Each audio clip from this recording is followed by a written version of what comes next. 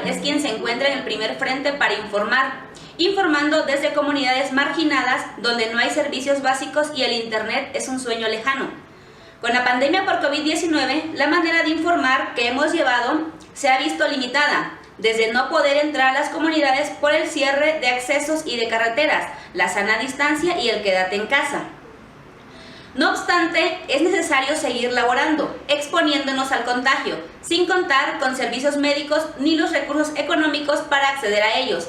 El COVID-19 ha venido a aumentar la precarización laboral en la que ya nos encontrábamos. Como medios independientes y críticos, sabemos que la información que nuestras autoridades arrojan en sus discursos está lejana a la realidad que vemos en las calles. El informar sobre esto nos generan ataques por parte de personajes afines a grupos políticos y de funcionarios del gobierno. La crisis por COVID-19 se ha venido a sumar con la violencia de represión que se está viviendo en todo el país mexicano, donde los periodistas que acudimos a realizar la cobertura sobre protestas se nos han violentado de manera física por parte de los grupos de policías antimotines que envía el Estado para reprimir.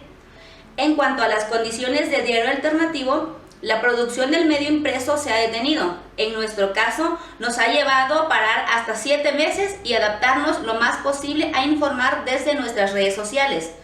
Esto ha provocado que comunidades se queden sin el acceso a la información y sin un medio que les dé voz a las denuncias sobre violaciones a derechos. Si bien la edición impresa de medios de comunicación se ha visto rebasada por los medios digitales, las comunidades donde trabajan los medios locales no cuentan con las herramientas necesarias para acceder a ellas y la edición impresa es todavía una necesidad. Muchas gracias.